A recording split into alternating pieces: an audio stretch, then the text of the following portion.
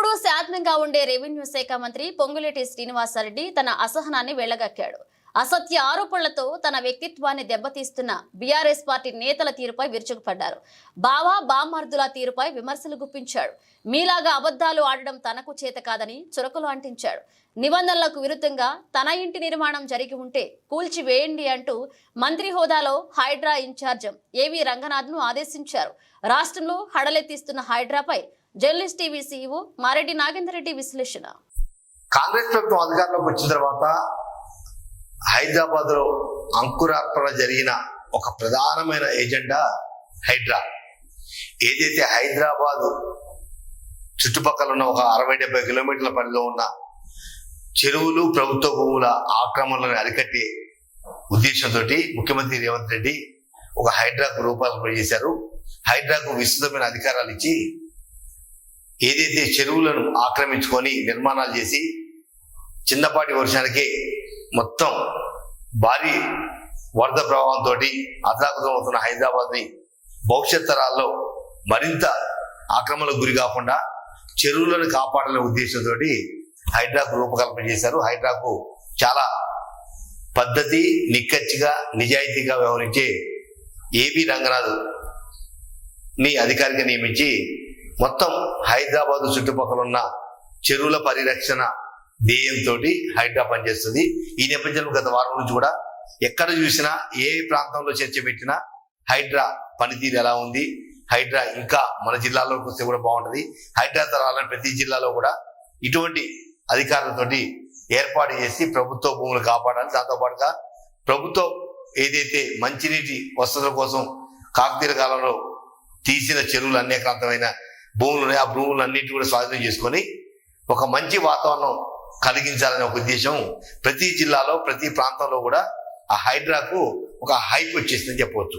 ఈ నేపథ్యంలోనే గత 3 రోజుల నుంచి హైడ్రా అనే స్వతంత్ర ప్రతిపత్తి గల సంస్థ, ముఖ్యమంత్రి రేవంత్ రెడ్డి చైర్మన్ ఉన్న హైడ్రా సంస్థ కాంగ్రెస్ పార్టీ నాయకులు, ప్రజాప్రతినిధుల ఆక్రమించుకున్న భూములను స్వాధీనం చేసుకుంటుందా లేదా అని బీఆర్ఎస్ పార్టీ నేత కానీ కొంత సోషల్ మీడియా ప్లాట్ఫామ్తో విస్తృత ప్రచారం జరిగింది. ఈ నేపథ్యంలోనే చాలా మంది నేతలు హిమాయత్ సాగర్ దగ్గర బఫర్ జోన్ లో, FTL లో నిర్మాణాలు చేశారు. యథేచ్ఛగా ఆక్రమణకు గురి చేశారు, ఆక్రమించుకున్నారు, నిబంధనలు తోసిరాదంటూ భారీ భవనాలు నిర్మించారని చెప్పి ఒక విస్తృత ప్రచారం జరిగిన నేపథ్యంలో తాజాగా కొన్ని గంటల క్రితం రెవెన్యూ శాఖ మంత్రి ఎప్పుడూ ప్రశాంతంగా చిరునవ్వుతోటి పలకరించే పొంగులేటి శ్రీనివాసరెడ్డి ఒక్కసారిగా కోపం వచ్చేసింది. ఎందుకంటే పొంగులేటి శ్రీనివాసరెడ్డి హిమాయత్ సాగర్ దగ్గర కట్టుకున్న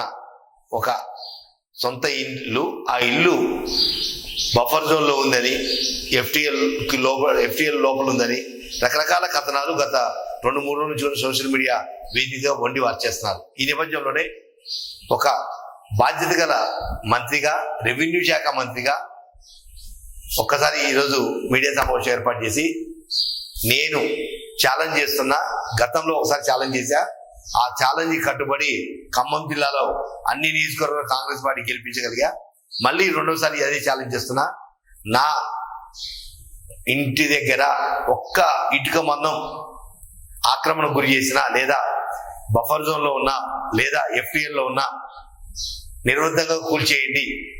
సాక్షాత్తు హైడ్రా అధినేత ఎవరైతున్నారో దానికి సంబంధించి ఏవి రంగనాథ్కి అదే ఏదైతే మీడియా సమావేశంలోనే మంత్రి హోదాలో ఆదేశాలు జారీ చేశారు.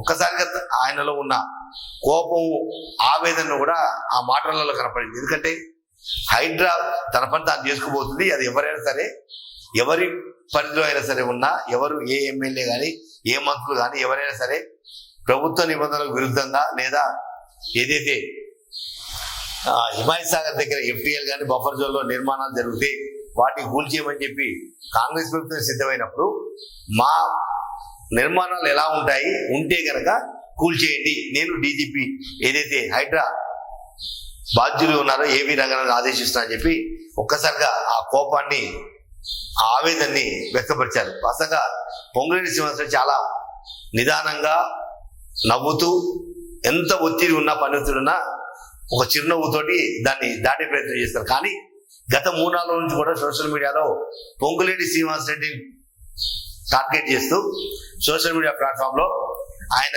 ఏదైతే నివాసం ఉంటో ఇల్లు ఉందో ఆ ఇల్లుని హైలైట్ చేసి ఇది బఫర్ జోన్ లో ఉంది, దీన్ని కూల్చుతారా లేరా అంటే అధికారంలో ఉండదు కాబట్టి పొంగులేటి శ్రీనివాస్ రెడ్డి హైదరాబాద్ లోకి వస్తాడా రాడా అని విస్తృత ప్రచారం చేస్తూ ఆయనని డ్యామేజ్ చేసే ప్రయత్నం చేశారు.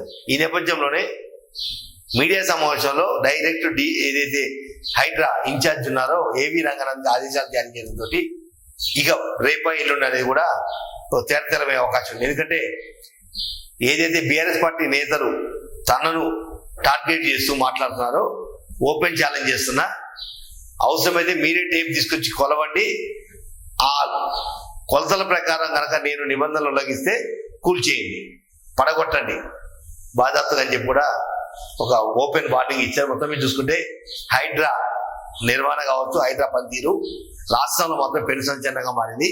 హైడ్రా తరహాలోనే ప్రతి జిల్లా కేంద్రంలో అన్యాక్రాంతమైన చెరువులను పునరుద్ధరించాలంటే, మళ్ళీ కాకతీయుల కాలం నాటి వైభోగం రావాలంటే, గ్రౌండ్ వాటర్ పెంచాలన్నా ఈ హైడ్రా తరహాలోనే ప్రతి జిల్లాలో ఒక స్వతంత్ర ప్రతిపత్తి గల ఒక సంస్థను ఏర్పాటు చేసి పూర్తిస్థాయి అధికారాలు ఇచ్చి నా నీ అనే భేదాలు లేకుండా చెరువులు అన్యాక్రాంతమైన చెరువులు ఆక్యుపై చేసుకున్న లీడర్లు ఎంత పెద్దోళ్ళైనా ఏ స్థాయిలైనా పూర్తి చెరువులు పరిరక్షించే విధంగా ముఖ్యమంత్రి రేవంత్ రెడ్డి కనుక ముందుకు వెళ్ళగలిగితే మరోసారి కాకతీయుల కాలం నాటి పరిపాలన మళ్ళీ మనం కనపడే అవకాశం ఉంది. ఆ దిశగా ముఖ్యమంత్రి రేవంత్ రెడ్డి జిల్లా స్థాయిలో కూడా హైడ్రా తరహాలోనే స్వతంత్ర ప్రతిపత్తి గల సంస్థలు ఏర్పాటు చేసి ఒక నిజాయితీ గల అధికారిని నియమించి ఒక టీంను కనుక ఏర్పాటు చేయగలిగితే మాత్రం ఇక భవిష్యత్తు తరాలకు కూడా మంచినీటి సమస్యలు తలెత్తకుండా, వరద ముంపు గురి కాకుండా